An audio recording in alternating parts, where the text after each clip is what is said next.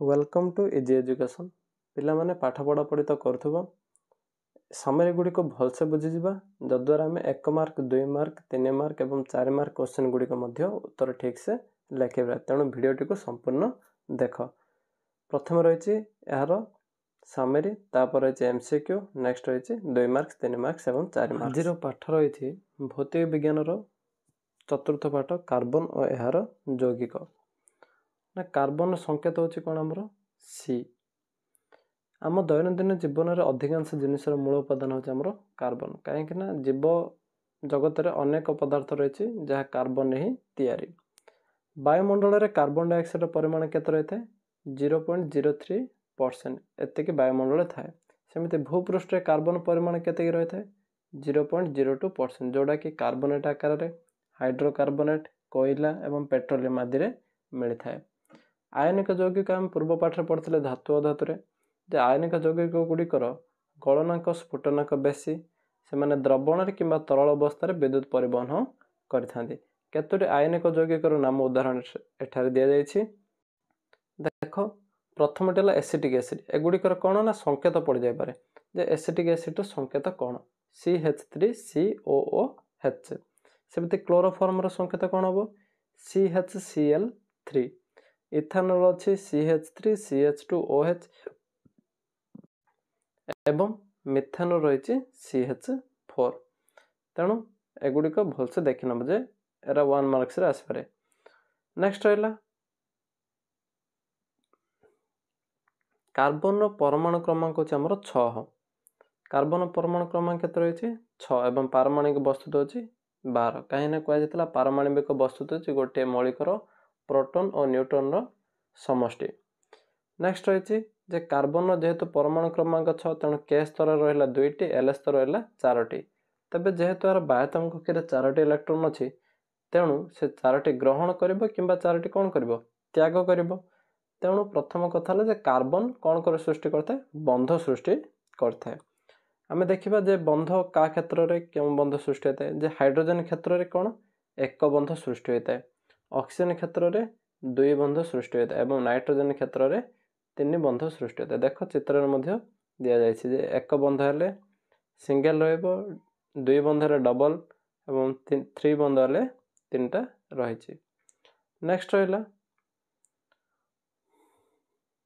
गोटे उदाहरण अछि कोन CH4 मिथेन संकेत सी देख कार्बन सबले 4टा मौलिक बाह्यतम कक्षरे तनु देख 4टी दिया जायछि एवं 4टी सह कोन कनेक्ट अछि हाइड्रोजन जार आर अर्थ रहला CH4 जैव गैस एवं सीएनजी रो मुख्य उपादान होछि CH4 माने मिथेन सहसंयोजक गुड़िक विद्युत रो कुपरिबाही मध्य अटंती पाठटी को पूरा पूरी सामरी रे मु पूरा लिखि देछि एते जदि भलसे बुझि जिबा बेट क्वेश्चन 2 मार्क्स 3 मार्क्स मध्य पळा आसीबो नेक्स्ट अछि कार्बन विभिन्न रूप जे कार्बन केउ रूप रही थाए प्रथमता कार्बन सबटार कठिनतम रूप होछि हीरा आ हीरा प्रकृति सृष्टि होता है कोयला कह जाए जे कोयला जदि अधिक समय रहे से कौन सृष्टि होता है हीरा कला हीरा तेणु हीरा रे क्यों संरचना देखा जाता है त्रिविमीय संरचना देखा जाता है हीरा रे त्रिविमीय संरचना देखा जाता है सेमते ग्राफाइट रे देखा जाता है षडभुजीय केमिति रहता है षडभुजीय संरचना देखा जाए एवं फुलेरिन जहाँ को हम कहू C60 या किए बाहर करते बकमिन्स्टर फुलर नेक्स्ट है सहसंयोजक बंध कौन ना अनेक मौलिक यौगिकर इलेक्ट्रॉन सहभाजन द्वारा गठित होता बंध को कौन कहुए सहसंयोजक बंध कहुए से भली कार्बन और अन्य कार्बन सह बंध गठन प्रक्रिया कौन कहुए कार्टिनेशन पड़ो 2 मार्क्स रे कार्टिनेशन कौन कहले कौन लिखिबो कार्बन अन्य कार्बन सह बंध गठन करी बा पद्धति कौन कहुए कार्टिनेशन केमिति जदि गोटे यौगिक कार्बन कार्बन मध्य एक बंध हेबो तेबे ताहा हेजिबो पृक्त यौगिक कौन हेजिबो ताहा पृक्त यौगिक जदि 2 बंध सृष्टि हेबो बा त्रिबंध सृष्टि हेबो तेबे सेटा हला हमरो अपृक्त यौगिक कौन हेजिबो अपृक्त यौगिक नेक्स्ट हला पृक्त अपृक्त कार्बन यौगिक किभଳି आमे जानि परिबा देखो उदाहरण पे रहिछि देखो कुआ गला जे पृक्त होछि एक बंध एवं अपृक्त होछि 2 बंध तेणु इथेन प्रथम उदाहरण नेबा C2H6 मिथेन रहा कौन CH4 इथेन हेब C2H6 देख उदाहरण पर तार बंध गठन दि जाए कार्बन कार्बन मध्य केतोटी बंध रही गोटे बंध एवं जेहेतु कार्बन 4टी मौलिक बाह्यतम कक्ष रही है तेणु कार्बन प्रति हाइड्रोजेन संयुक्त हो रही कहगला पृक्त कार्बन यौगिक जदि सेठार दुई बंध बा त्रिबंध देखा देख एठार दुई बंध रही एठार त्रिबंध रही तेणु एगुड़िक है अपृक्त कार्बन यौगिक आगुड़िक हूँ अधिक प्रतिक्रियाशील क्वेश्चन रहा पृक्त कार्बन अपृक्त कार्बन मध्य क्यों गुड़िक अधिक प्रतिक्रियाशील जदि कौन रनसर अपृक्त कार्बन यौगिक गुड़िक अधिक प्रतिक्रियाशील पृक्त कार्बन माने एक बंध सृष्टि हम अपृक्त माने दुई बंध किंबा त्रिबंध मन रही। नेक्स्ट देखा जो कार्बन यौगिक कार्बन और हाइड्रोजन रही सेगुड़िक आम कौन कहूँ हाइड्रोकार्बन कहुए उदाहरण रहा आमर पूर्वर कहुला एक बंध है पृक्त दुई बंध कि त्रिबंध है अपृक्त देख एक बंध जदि हुए ताको आम कह आल्केन ग्रुप कौन कह सेगुड़िक आल्केन ग्रुप ए तीन टा हूँ इंपोर्टेंट क्वेश्चन जे आल्केन आल्किन आल्काइन गुड़िक कौन वर्णना कर एटा 2 मार्क्स पढ़ी पार जे हाइड्रोकार्बन क्या कहुए सेगुड़िक द्वारा क्यों क्यों ग्रुप होता है कौन लिखिदेव आल्केन आल्किन आल्काइन साइड में सूत्र लिखिदे आल्केन हूँ CnH2n+2 आल्किन हूँ CnH2n एवं आल्काइन हूँ CnH2n-2 अच्छा देखिए आल्केन ग्रुप रो बही देती एग्जांपल आल्केन ग्रुप रो 6टी यौगिक नाम प्रथम है methane ethane propane butane pentane hexane देख जेहेतु 6टी नंबर लिखा जाइए तेणु एठार सूत्र कौन पड़ जाए आल्केन रो CnH2n+2 कौन हो CnH2n+2 तेबे मिथेन संकेत रहा CH4 देख कार्बन चारिपटे 4टा मौलिक 4टी बंध तैयारी करागला एवं H कनेक्ट रहा सेमती ethane propane butane pentane hexane मध्य चित्र गुड़िक दर्शा जाइए। नेक्स्ट कार्बन यौगिकर श्रृंखल जे श्रृंखल गुड़िक किभली चित्र रे रही है प्रथम कथा है 3 प्रकार एठा रहिबा देखिबा गोटे है सड़ख गोटे है शाखायुक्त आ गोटे है चक्राकार ब्यूटेन केमिति रहता ना 2टी प्रक्रिया रे गोटे सड़ख प्रक्रिया रखिपर कि शाखायुक्त प्रक्रिया रे रखिपर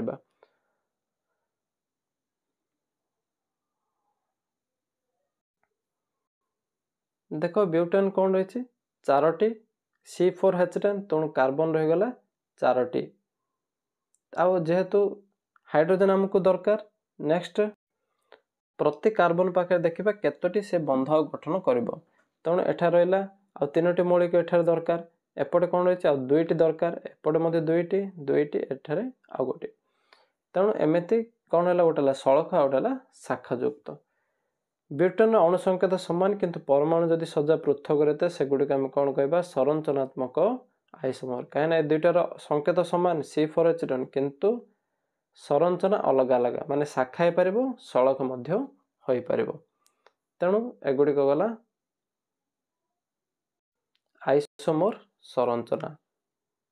संरचनात्मक आइसोमर सेमती नेक्स्ट रही आमर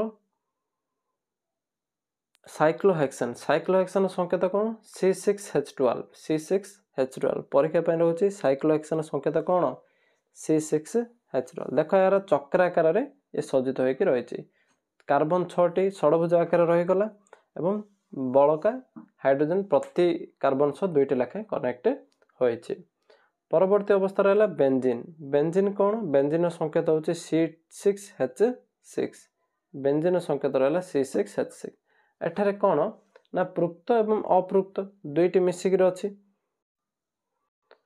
नेक्स्ट रहा असम परमाणु गुड़िक सक्रिय ग्रुप रे किभली अंशग्रहण करती से गुड़िक संकेत किभली लेखा जाए देखिबा प्रथम कथा है जदि क्लोरो एवं ब्रोमीन बा हालो ग्रुप रे कौन हो क्लोरीन आउ ब्रोमीन जदि मिसे तेबे सेगुड़िक जो क्लोरो एवं ब्रोमो देख साइड लेखा जाए सेमती जदि ऑक्सीजन जदि असम परमाणु सह संयुक्त हुए तेबे से कौन कौन कनेक्ट गोटे अल्कोहल माने OH रही आल्डिहाइड कहले CHO, कीटोन कहले CO एवं कार्बोक्सिलिक एसिड कहले कौन हो COOH। यही हिसाब से आमर कौन यौगिक गुड़िक प्रतिपादन करा जाय परिबो। दहन कौन जे कार्बन ऑक्सीजन सह प्रतिक्रिया करी दहन प्रक्रिया करते जोड़ा हम जारण प्रतिक्रिया मध्य कहूँ। अपृक्त हाइड्रोकार्बन गुड़िक क्यों शिक्षा दे था स्वच्छ शिक्षा एवं अपृक्त हाइड्रोकार्बन गुड़िक कला धुआं शिखा सह हलदिया रंग मध्य प्रदान करते। तेणु आम मैंने व्यवहार करते गैस स्टोवर प्रवेश पथ देखिए तार एंट्री पथरे गोटे होल रही है खाली जगह ता मध्य कौन ऑक्सीजन प्रवेश करते जद्वारा से गुड़िक क्यों शिखा प्रदान करती नील शिखा। जदि से बाटटी अपरिष्कार हो जाए मैला लगी था तेबे से गुड़िक कौन शिखा देवे कला कि हलदिया शिखा दे प्रदान करेंगे। सेमती कोयला पेट्रोलियम इत्यादि जलिले से कौन बाहर थाए नाइट्रोजन ऑक्साइड एवं सल्फर ऑक्साइड सृष्टि होता है। पूर्व वर्ष आसीथिबा केतक क्वेश्चन गुड़िक देखा। प्रथम क्वेश्चन ब्यूटानोन थिबा सक्रिय ग्रुप नाम कौन जेहेतु कीटोन ग्रुप कनेक्ट हम तेणु कीटोन ग्रुप कौन हो CO आंसर हो CO सक्रिय ग्रुप लगे। बेंजीन केतोटी द्विबंध थाए कहगला जे बेंजीन केतो तीनोटी द्विबंध थाए कौन हो तीनोटी कहीं देख। नेक्स्ट रहा क्योंटी अपृक्त हाइड्रोकार्बन उत्तर हो आमर C2H6 कौन हो C2H6। साबुन उत्पादन रे क्योंटी व्यवहार हुए साबुन उत्पादन रे व्यवहार कर कार्बन गुड़। नेक्स्ट रही एथेन अणु रे केतोटी सहसंयोज्य बंध रही थाए उत्तर हो 7 कौन हो 7। नेक्स्ट COOH एडी गोटे कनेक्ट रही COOH रो सक्रिय ग्रुप नाम कौन कह जायतला जे COOH से कौन हो carboxylic acid. Ethanol ethanoic acid किपरि प्रस्तुत करा जाय थाए उत्तर हो आमर जारण प्रक्रिया रे करा जाय थाए। मिथेन स्फुटनांक केते अटे बहिरे मध्य गोटे टेबुल लिखा जायछि सेठारे मिथेन संकेत केते रहिछि। नेक्स्ट रहिछि मिथेन स्फुटनांक कौन रही उत्तर 111 केल्विन एठार रही 111 केल्विन। प्रोपेन अणुरे केतोटी सहसंयोज्य बंध रही। नेक्स्ट पेंटेन केतोटी संरचनात्मक आइसोमर रही कौन हो 3टी। नेक्स्ट देखिए एग्जाम ओरिएंटेड क्वेश्चन कौन सब रही पारे। प्रथमटी भूपृष्ठ रे कार्बन परिमाण केते ना उत्तर हो 0.02%। नेक्स्ट रही क्यों यौगिक गुड़िकर गलनांक स्फुटनांक अधिक पूर्व पाठ में कहुला जे आयनिक यौगिक गुड़िकर गलनांक स्फुटनांक अधिक थाए। पर रही क्वेश्चन क्लोरोफ्लोरमर संकेत कौन CHCl3। कार्बन परमाणु क्रमांक केते 6 जदि पारमाणिक वस्तु पचारे 12 एवं बाह्यतम कक्षे केतोटी इलेक्ट्रॉन थाए 4टी बाह्यतम कक्षे इलेक्ट्रॉन रही थाए। क्यों मौलिक त्रिबंध गठन करते कह जायतिला जे हाइड्रोजन क्षेत्र रे एक बंध ऑक्सीजन क्षेत्र रे 2 बंध एवं नाइट्रोजन क्षेत्र रे त्रिबंध तेणु उत्तर हो नाइट्रोजन। जैव गैस और CNG रो मुख्य उपादान कौन उत्तर हो आमर मिथेन। नेक्स्ट रहा सहसंयोज्य गुड़िक यौगिक गुड़िक विद्युत परिवहन करथाए कि पूर्वर मध्य कहुचे करि नथाए। हीरा रे क्यों संरचना सृष्टि होता है ना हीरा रे होची त्रिविमीय संरचना सृष्टि हेबो। नेक्स्ट रहा कार्बन क्यों रूपटी विद्युत सुपरिवाही जेहेतु कार्बन गोटे अधातु तेणु कार्बन ग्राफाइट यह विद्युत सुपरिवाही अटे। अपृक्त यौगिक केते बंध सृष्टि होता है ना 2 बंध किंबा त्रिबंध जदि पृक्त पचारे तेबे एक बंध हेबो। नेक्स्ट रही इथाइन रो संकेत कौन अटे इथाइन रो संकेत कौन देख C2H2 एटी तले रहिबो C2H2।